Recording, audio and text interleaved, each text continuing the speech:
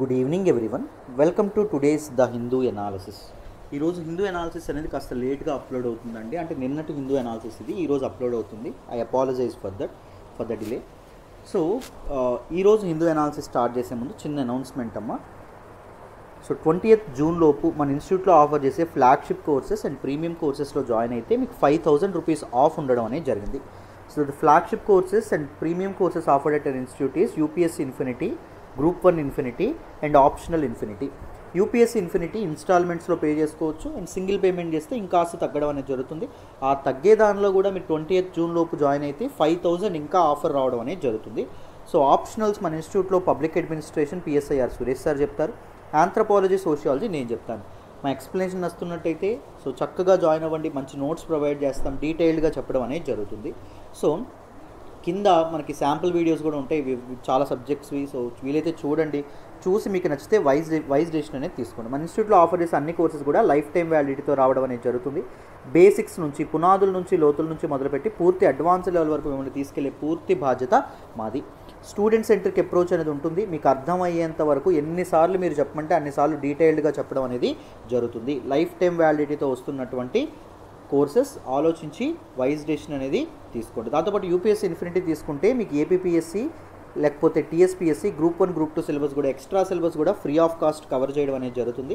దాంతోపాటు రూపాయి కూడా ఎక్స్ట్రా తీసుకోకుండా దాంతోపాటు ఎస్ఎస్సి సిజిఎల్, ఎస్ఎస్సి సిహెచ్ఎస్ఎల్ సిలబస్లు కూడా మీకు కవర్ చేయడం అనేది జరుగుతుంది. సో జాయిన్ అవ్వాలనుకుంటే 7893899553 ఇది ప్రత్యూష మేడం నెంబర్ అమ్మ.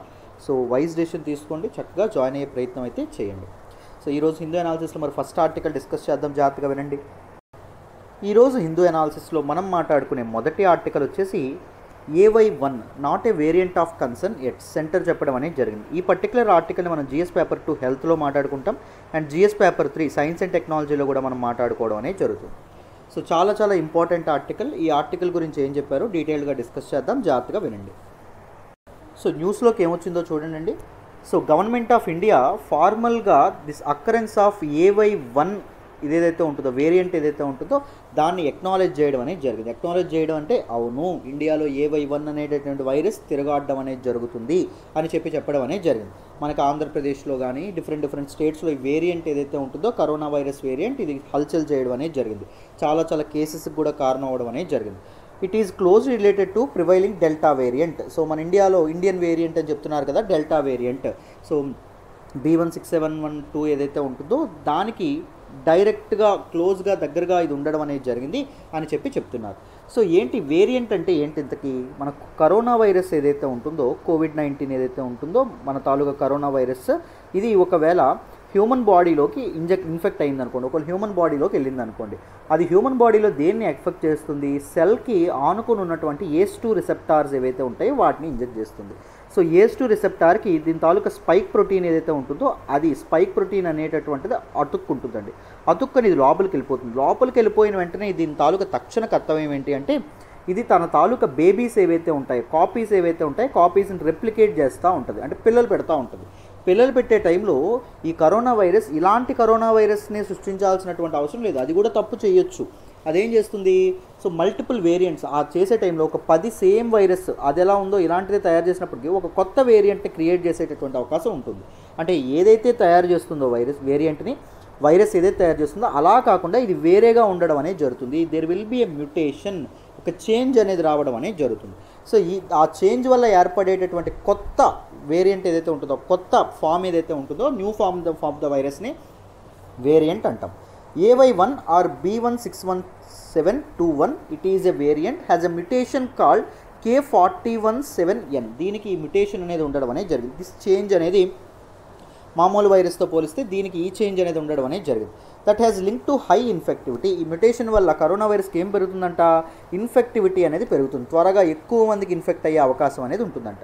And has been associated with the beta variant first identified in South Africa. So ఈ తాలూకా ఇది డెల్టా వేరియంట్తో అసోసియేట్ అవ్వడమే కాదమ్మా, బీటా వేరియంట్తో కూడా అసోసియేట్ అవ్వడం అనేది జరిగింది. Beta variant is very high infectivity ఉన్నటువంటి వేరియంట్. సో అలాగే మన తాలూకా AY1 వేరియంట్ ఏదైతే ఉంటుందో ఇది కూడా హై ఇన్ఫెక్టివిటీ ఉన్నటువంటి వేరియంట్. సో ఎక్కువ మందికి మన కరోనా వైరస్ వ్యాధిని కలిగించేటటువంటి అవకాశం ఉంటుంది అని చెప్పి మనకి దీనిలో చెప్పారండి. సెంట్రల్ గవర్నమెంట్ కాకపోతే ఏముందంటే it is not a variant of concern at, ఇంకా అది వేరియంట్ ఆఫ్ కన్సర్న్ అవ్వలేదు. వేరియంట్ ఆఫ్ కన్సర్న్ అవ్వలేదు కదా అని చెప్పి మీరు ఎలా పడితే అలా ఉండకూడదు. అఫ్ కోర్స్ మనం కరోనా వైరస్కి ఎగనెస్ట్గా మాస్కులు ధరించడం, లేకపోతే సోషల్ డిస్టెన్సింగ్, సోషల్ బిహేవియర్ ఏదైతే ఫాలో అవ్వాలి ఇవన్నీ ఫాలో అయితే ఇది కూడా వేరియంట్ ఆఫ్ కన్సర్న్ అవ్వదు. ఒకవేళ మీరు అవన్నీ ఫాలో అవ్వకపోతే థర్డ్ వేవ్కి కూడా ఇది కారణమయ్యే ప్రమాదం ఉంది అని చెప్పి మన గవర్నమెంట్ ఏదైతే ఉంటుందో, గవర్నమెంట్ హెల్త్ మినిస్ట్రీ ఏదైతే ఉంటుందో చెప్పడం అనేది జరిగిందండి. సో చూడండి important facts about this particular variant. So AY1లో మొత్తం ఎన్ని జెనోమ్స్ ఉన్నాయంటే 63 జెనోమ్స్ అనేవి కనిపించడం అనేది జరిగింది. ఐడెంటిఫైడ్ టిల్ జూన్ 7th వరకు 63 genetic information on global repository గిసాడ్లో మనకి this is a global depository అండి. అంటే సో మనకి ఈ వైరస్ వేరియంట్స్ ఏవైతే ఉన్నాయో వాటి గురించి డిఫరెంట్ కంట్రీస్ మధ్య రీసెర్చ్ అండ్ డెవలప్మెంట్కి కోఆపరేషన్ కోసం ఈ గిసాడ్ ఏదైతే ఉంటుందో దీన్ని ఏర్పాటు చేయడం అనేది జరిగింది. It is a global depository. ఈ జెనోమ్స్ ఏవైతే ఉన్నాయో అక్కడ డిపాజిట్ చేయడం అనేది జరుగుతుంది. సో ఈ 63లో 14 from the US, 14 genomes from the US, Japan నుంచి 13 జెనోమ్స్ అండ్ ఇండియా నుంచి 6 జెనోమ్స్ ఉండడం అనేది జరిగింది. The UK has identified 35 genomes of AY1. So మన యునైటెడ్ కింగ్డమ్ ఏదైతే ఉంటుందో మొత్తం 35 జినోమ్స్ అక్కడ కనిపించడం అనేది జరిగిందంటే ఇక్కడ యునైటెడ్ కింగ్డమ్లో. It is also called delta plus variant. AY1 variant ఏదైతే ఉంటుందో దాన్ని డెల్టా ప్లస్ వేరియంట్ అని కూడా అంటారు. ఇది చాలా చాలా ఇంపార్టెంట్, స్టార్ మార్క్ పెట్టుకోండి. సో ఇండియన్ వేరియంట్ని డెల్టా వేరియంట్ అంటే ఈ తాలూకు AY1 variant which is very close related to this delta variant, that is called delta plus variant అంటున్నారు.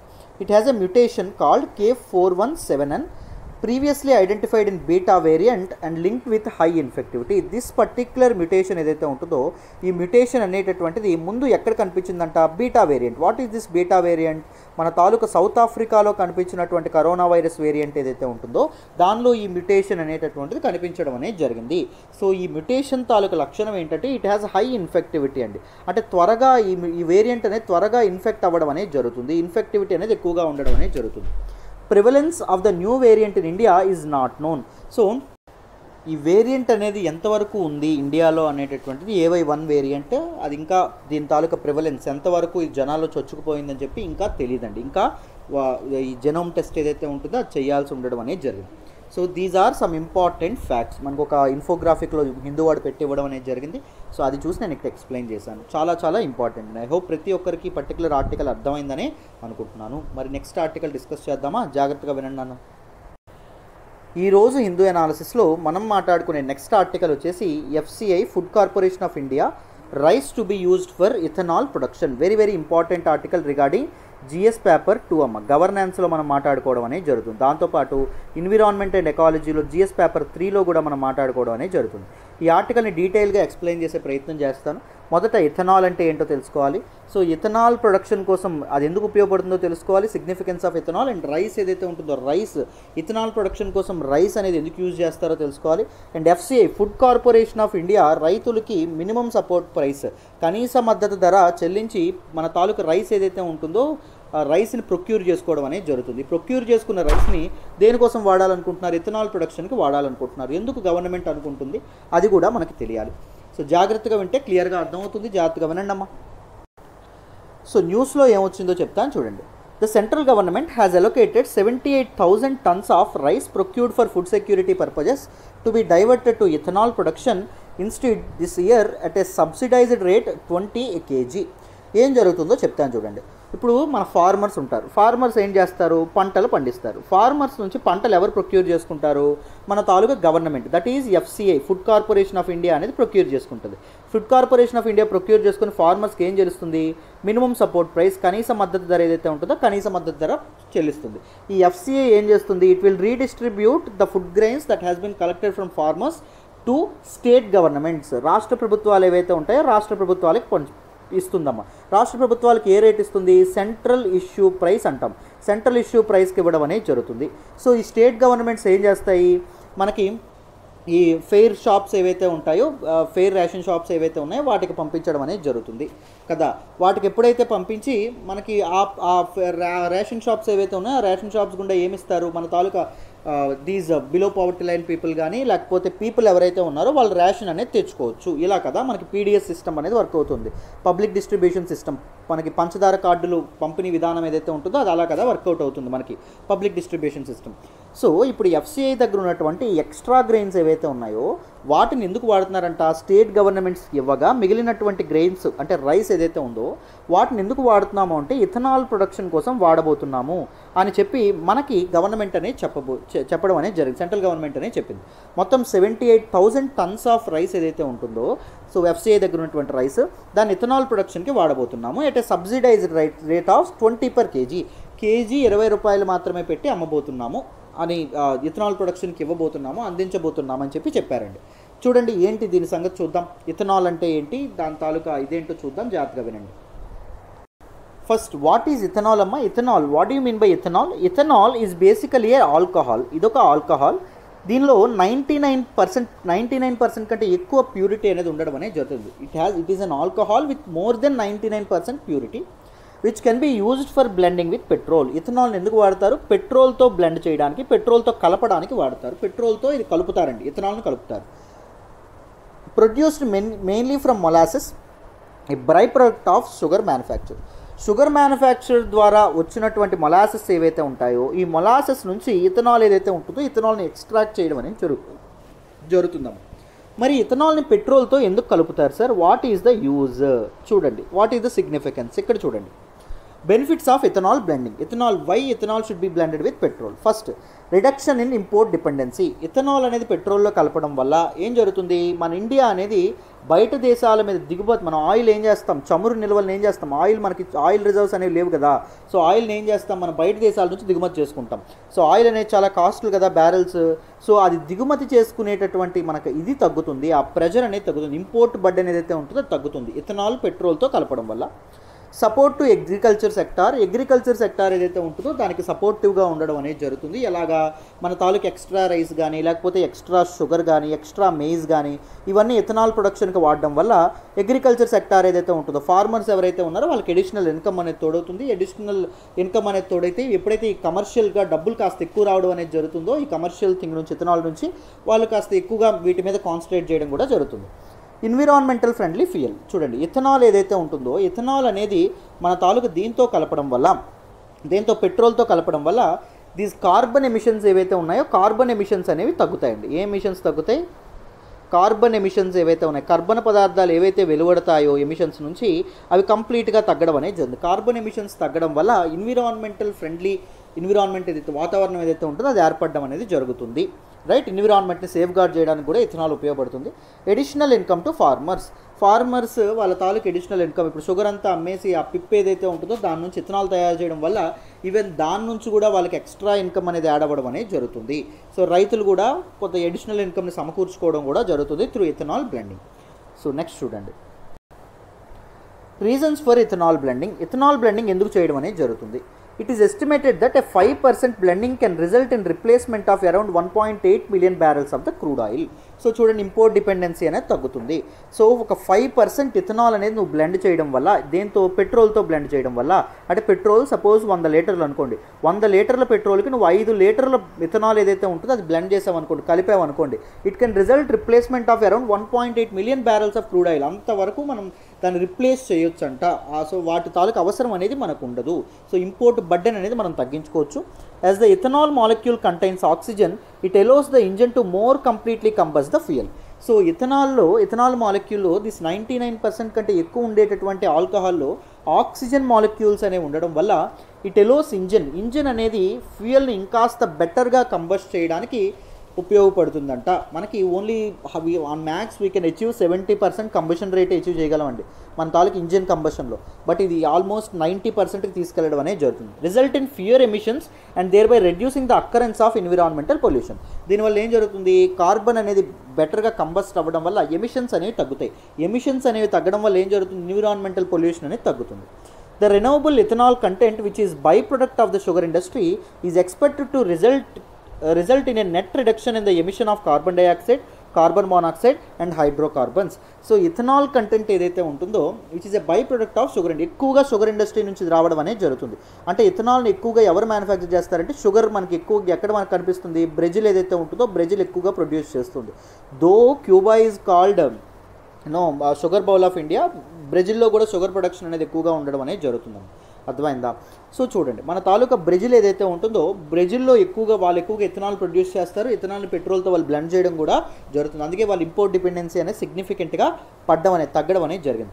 సో ఇథనాల్ ఎప్పుడైతే బ్లెండ్ చేయడం అనేది జరుగుతుందో, దానివల్ల కార్బన్ డైఆక్సైడ్ కానీ, కార్బన్ మోనాక్సైడ్ కానీ, హైడ్రోకార్బన్స్ కానీ, ఈ ఎమిషన్స్ ఏవైతే ఉన్నాయో ఇవి సిగ్నిఫికెంట్గా తగ్గుతాయి అని చెప్పడం అనేది జరిగింది.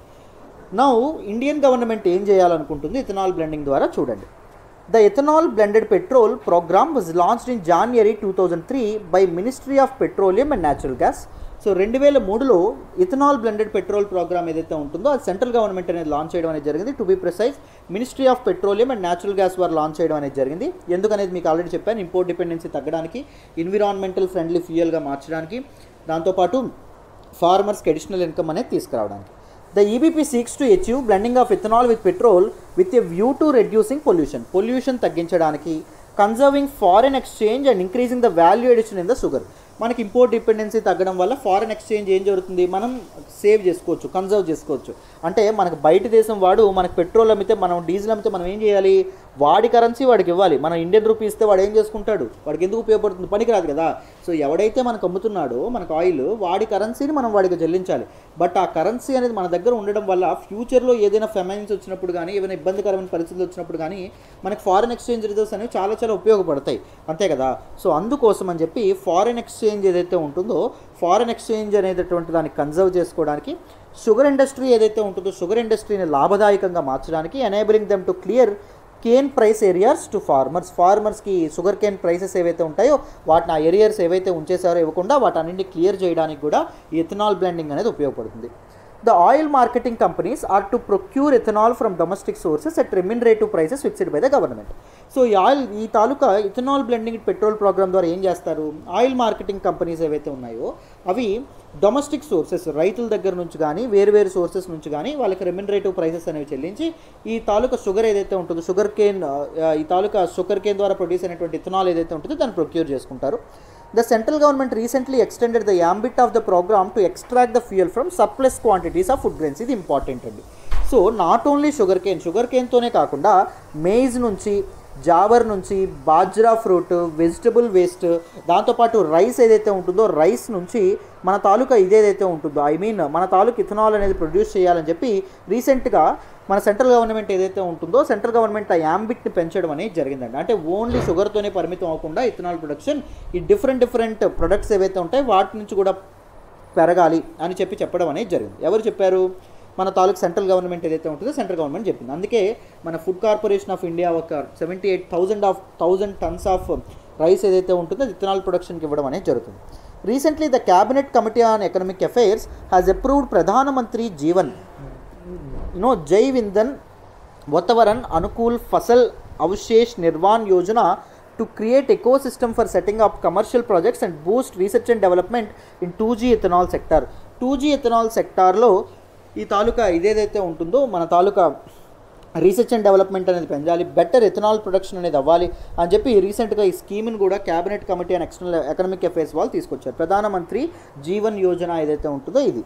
So 1G bioethanol plants utilize sugarcane juice and molasses byproducts in the production of sugar as raw material, while 2G plants utilize surplus biomass and agricultural waste to procure bioethanol.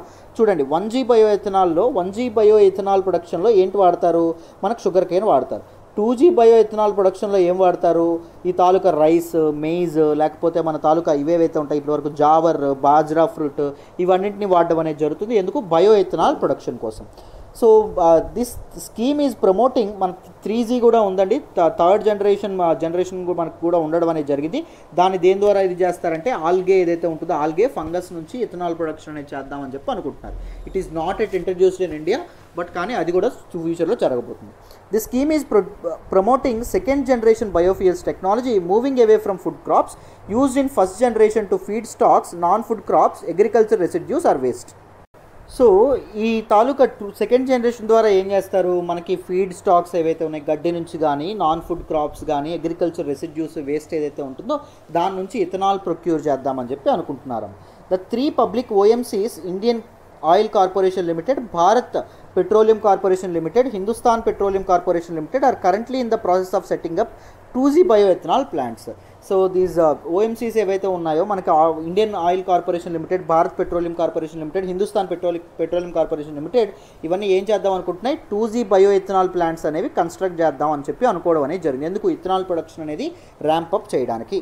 India celebrated world biofuel day on 10th August 2020 with the theme biofuels towards Atmanirbhar Bharat. So last year 10th Augustలో with this theme world biofuels day అనేది celebrate చేసుకోవడం అనేది జరిగింది. Biofuels day ఎప్పుడు celebrate చేసుకుంటారో చూడండి, August 10వ తారీఖున. జాగ్రత్తగా గుర్తుపెట్టుకోవాలి, ఇలాంటి వెరీ ఇంపార్టెంట్ ప్రిలిమ్స్లో వస్తాయి. ప్రిలిమ్స్లో రావడం పక్కన పెడితే మెయిన్స్లో మీరు ఇలాంటివి వాడితే మీ ఆన్సర్ చాలా చాలా ఇన్ఫర్మేటివ్గా ఉండడం అనేది జరుగుతుంది. అర్థమైందా? So this is all about ethanol blending. Ethanol blending గురించి మీ అందరికీ కంప్లీట్గా అర్థమైందని అనుకుంటున్నాను. మరి ఇప్పుడు గవర్నమెంట్ ఏం చేద్దాం, న్యూస్లోకి ఈరోజు ఏమొచ్చిందో చూడండి. However, the government insisted that the share of rice in ethanol production was minuscule and transitory, emphasizing maize would form the primary feedstock for grain-based ethanol production instead. So rice ద్వారా ethanol production అనేది చాలా చాలా తక్కువ జరుగుతుంది అని చెప్పి ఈయన చెప్పడం అనేది జరుగుతుంది. మన గవర్నమెంట్ ఏదైతే ఉంటుందో, మన మినిస్ట్రీ ఆఫ్ పెట్రోలియం వాళ్ళ ప్రిన్సిపల్ సెక్రటరీ చెప్పడం అనేది జరిగింది. దాంతోపాటు ఆయన ఏమంటారు అంటే, మెయిజ్ ఏదైతే ఉంటుందో, మెయిజ్ ద్వారా ఎక్కువ ఇథనాల్ ప్రొడక్షన్ని మనం తీసుకురావచ్చు, ఎక్కువ ఇథనాల్ ప్రొడక్షన్ని ఎక్స్ట్రాక్ట్ చేయొచ్చు అని చెప్పడం అనేది జరిగింది. This is part of the government's plan to double distilling capacities by 2025. 2025 కల్లా ఇథనాల్ డిస్టిలింగ్ కెపాసిటీస్ ఏవైతే ఉన్నాయో, ఎక్స్ట్రాక్టింగ్ కెపాసిటీస్ ఏవైతే ఉన్నాయో వాటిని డబుల్ చేయాలని చెప్పి గవర్నమెంట్ ఆలోచించడం అనేది జరుగుతుంది. By encouraging and increase in the share of grain based ethanol production from the current focus on molasses based production. So present కేవలం 1G, currently only 1G ethanol production మాత్రమే వాడుతున్నారు. అంటే ఓన్లీ షుగర్ కేన్, మొలాసెస్ ఏవైతే ఉన్నాయో వాటి నుంచే వాడుతున్నారు. ఇప్పుడు 2G కూడా, అంటే గ్రెయిన్స్ నుంచి అండ్ అగ్రికల్చర్ వేస్ట్ నుంచి కూడా ఇథనాల్ని ప్రొడ్యూస్ చేయాలని చెప్పి అనుకోవడం అనేది జరుగుతుంది. 2G కూడా తోడైతే 2025 కల్లా ఈ తాలూకా డిస్టిలింగ్ కెపాసిటీస్ని పెంచడం పెద్ద ఎక్కువేం కాదు, ఈజీగా ఎక్స్ట్రాక్ట్ చేయొచ్చు కావాల్సినంత ఇథనాల్ని అని చెప్పి గవర్నమెంట్ అనేది ఆలోచిస్తుంది. Earlier this month, Prime Minister Narendra Modi presented a roadmap advancing the target date for achieving 20% blending of ethanol in petrol for 5 years to 2025. 2025 కల్లా ప్రజెంట్ 5 to 10% చేశారు, 10 to 20%ని చేద్దామని చెప్పి అనుకుంటున్నారు. 20% ఆఫ్ ఇథనాల్ బ్లెండింగ్ అనేది, అంటే petrol ఏదైతే ఉంటుందో మనకి 100 లీటర్ల పెట్రోల్లో 20 లీటర్ల ఇథనాలే పెడదామని చెప్పి అనుకోవడం అనేది జరుగుతుంది. దీనికోసం 2025 కల్లా 20% ఇథనాల్ బ్లెండింగ్ అనేది రీచ్ అవ్వడానికి మన నరేంద్ర మోడీ గారు ఎవరైతే ఉన్నారో ఈయన ఒక రోడ్ మ్యాప్ కూడా పెట్టడం అనేది జరిగింది. ఈ టార్గెట్ని రీచ్ అవ్వడానికి whatever the road map, a road మ్యాప్నో whatever the implementing policies కానీ వీటన్నిటి గురించి ఆయన రిలీజ్ చేయడం అనేది జరిగింది. The last 2 years have been blending levels of around 5%. Last 2 years 5% ఉండడం అనేది జరిగింది, which is likely to jump 8.5% in the current year. So ఈ ఇయర్లో 8.5%కి పెరగొచ్చంట. సో 2021లో మనకు అంతవరకు రీచ్ అవ్వచ్చంట. The sugar cane surplus states ఏవైతే ఉన్నాయో, సర్ప్లస్ స్టేట్స్ 10% కంటే ఎక్కువ పెంచితే ఈ 10% ఈజీగా రీచ్ అయిపోవచ్చు కరెంట్ టార్గెట్ అని చెప్పి చెప్తున్నారు. అకార్డింగ్ టు ఏ మినిస్ట్రీ స్టేట్మెంట్లో చెప్పడం అనేది జరిగింది. ప్రజెంట్ 5% అండి. సో మనకి ఏం చెప్పడం అనేది జరిగింది, 2022 కల్లా 10% అచీవ్ చేయాలని చెప్పారు. 10% అచీవ్ చేయాలంటే ఎవరు ఇది చేయాలి, ఇప్పుడు యావరేజ్గా 8.5% రీచ్ అవుతుంది మామూలుగా. బట్ కానీ ఈ తాలూకా 10% అని మన గవర్నమెంట్ చెప్పినా ఈ షుగర్ కేన్ సర్ప్లస్ ఉన్నటువంటి స్టేట్స్ ఏవైతే ఉన్నాయో, ఎక్కువగా ప్రొడ్యూస్ చేసేటువంటి స్టేట్స్ ఏవైతే ఉన్నాయో వాళ్ళు 15% 20% బ్లెండింగ్ అనేది ఇనిషియేట్ చేశారనుకోండి, యావరేజ్ కంట్రీ యావరేజ్ అనేది ఇథనాల్ బ్లెండింగ్ యావరేజ్ అనేది ఆల్మోస్ట్ 10% కల్లా వచ్చేస్తుంది. మన టార్గెట్ ఈజీగా రీచ్ అయిపోతాము అని చెప్పి మనకు చెప్పడం అనేది జరిగింది. Very very important article. Ethanol blending చాలాసార్లు న్యూస్లోకి వస్తుంది, అందరికీ అర్థమైందనే అనుకుంటున్నాను. మరి నెక్స్ట్ ఆర్టికల్ డిస్కస్ చేద్దామన్నా, జాగ్రత్తగా వినండి. ఈరోజు హిందూ ఎనాలిసిస్లో మనం మాట్లాడుకునే నెక్స్ట్ ఆర్టికల్ వచ్చేసి US moves to tackle domestic terrorism. Very very important article regarding GS paper 2 అమ్మ. సో ఇంటర్నేషనల్ రిలేషన్స్లో మాట్లాడతాం అండ్ ఇంటర్నల్ సెక్యూరిటీలో మనకి ఫారిన్ నేషన్స్ నుంచి మనకు కేస్ స్టడీగా కూడా ఉపయోగపడడం అనేది జరుగుతుంది. So United States of America domestic violence ఏదైతే ఉంటుందో, ఇంటర్నల్ టర్బులెన్స్ అండ్ డిస్టర్బెన్సెస్ ఏవైతే ఉన్నాయో అండ్ డొమెస్టిక్ టెర్రరిజం ఏదైతే ఉంటుందో దాన్ని కట్టడి చేయడానికి, కంట్రోల్ చేయడానికి కొన్ని ప్లాన్స్ అనేవి, కొన్ని ఇంపార్టెంట్ డెసిషన్స్ అనేవి తీసుకోవడం అనేది జరిగింది. ఒక 4 పిల్లర్ పాలసీ తీసుకురావడం అనేది జరిగింది. దాని గురించి చెప్తున్నారు, జాగ్రత్తగా వినండి. ఏం పాలసీస్ తీసుకొచ్చిందో ఇక్కడ మాట్లాడదాం. సో న్యూస్లో ఏం చెప్పారో చూడండి అమ్మ. The US government on Tuesday unveiled its national strategy to fight domestic terrorism. Domestic టెర్రరిజంతో ఫైట్ చేయడానికి, డొమెస్టిక్ టెర్రరిజంని కంప్లీట్గా రూపుమాపడానికి United States of America's government ఏదైతే ఉంటుందో ఒక నేషనల్ స్ట్రాటజీతో ముందుకు రావడం అనేది జరిగింది. So this domestic terrorism is an issue that is a priority for President Joe Biden after the assault on Congress on January and the rise of white nationalist extremists.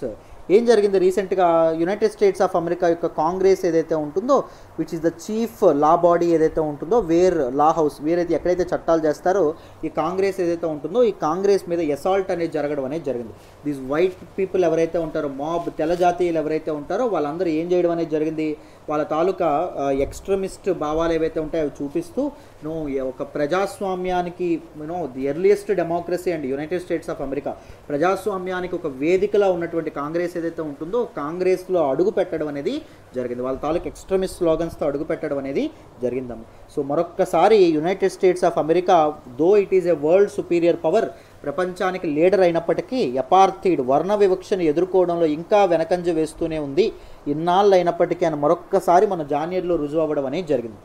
There was an attack, మీ అందరికీ తెలుసని అనుకుంటున్నాను. కాంగ్రెస్ మనకి Trump దిగిపోయినప్పుడు ఎప్పుడైతే Joe Biden ఎప్పుడైతే ప్రమాణ స్వీకారానికి ముందు మనకి ఇలాంటి విషయం ఏదైతే ఉంటుందో అది జరగడం అనేది జరిగింది. చాలా చాలా ఘోరాతిఘోరమైనటువంటి విషయం.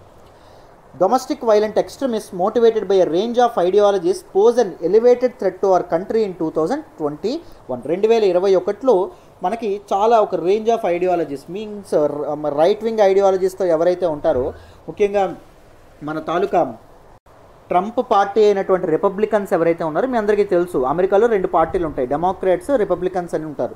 సో డెమోక్రాట్స్ ఎవరైతే ఉంటారో డెమోక్రాట్స్కి ఇప్పుడు హెడ్గా జో బైడెన్ ఎన్నికవడం అనేది జరిగింది.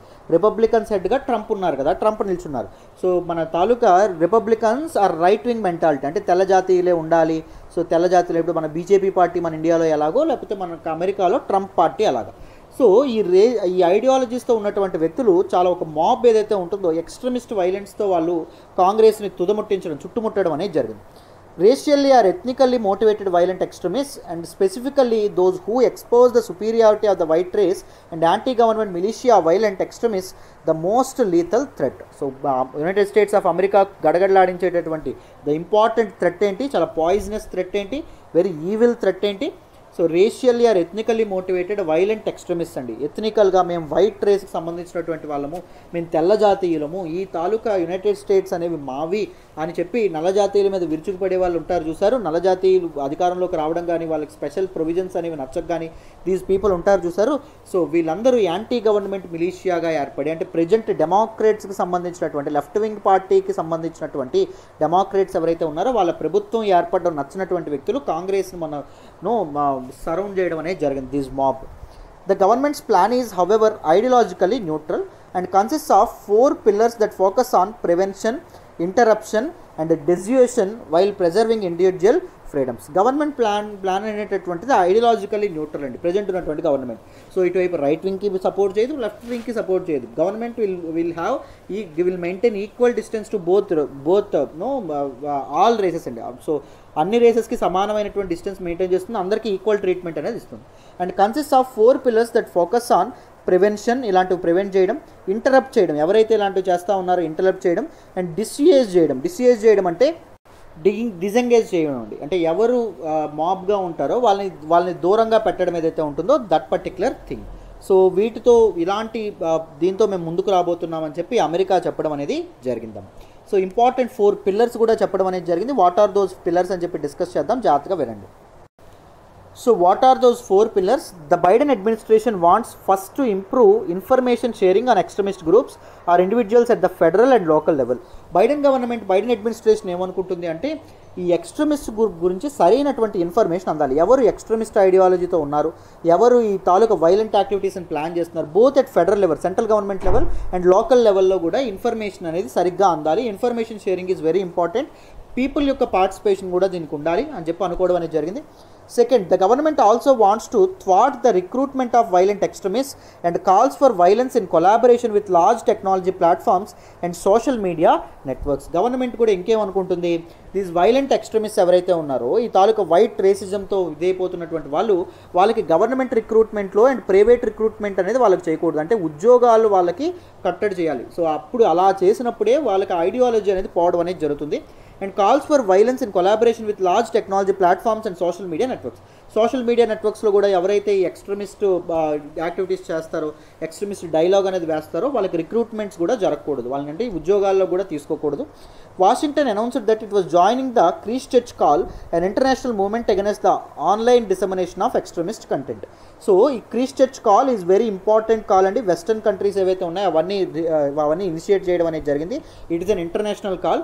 దీనిలో ఏం జరుగుతుందంటే ఈ తాలూకా ఆన్లైన్లో ఎక్స్ట్రీమిస్ట్ కంటెంట్ ఏదైతే ఉంటుందో, ఎక్స్ట్రీమిస్ట్ కంటెంట్ని టేక్ డౌన్ చేయడానికి, ఎక్స్ట్రీమిస్ట్ కంటెంట్ని తీసివేయడానికి ఈ తాలూకా మూమెంట్ అనేది లాంచ్ చేయడం అనేది జరిగింది. దీంతో మేము కూడా చేరబోతున్నాము. ఆన్లైన్లో ఎవరైనా ఎక్స్ట్రీమిస్ట్ డైలాగ్స్తో, ఎక్స్ట్రీమిస్ట్ ట్వీట్స్తో కానీ ముందుకు వచ్చారనుకోండి, వాళ్ళని మేము ఆ కంటెంట్ని తీయడమే కాకుండా వాళ్ళ మీద కూడా ఇలా యాక్షన్స్ తీసుకుంటామని చెప్పారు. The government will also improve the system for prosecuting extremists by recruiting analysts, investigators, prosecutors. Government separate ఎక్స్ట్రీమిస్ట్ని హ్యాండిల్ చేయడానికి సెపరేట్ ఎక్స్పర్ట్స్, ఎనలిస్టులు, ఇన్వెస్టిగేటర్స్ ఎవరైతే ఉన్నారో వాళ్ళ నెంబర్ పెంచుతాము. ఆ తాలూకా డిపార్ట్మెంట్ని పెంచుతాం. దోస్ డిపార్ట్మెంట్ విల్ థరోగా వాళ్ళు ఇన్వెస్టిగేట్ చేసి వాళ్ళు ఏం చేస్తారో వాళ్ళ మీద యాక్షన్ తీసుకోవడం అనేది జరుగుతుంది.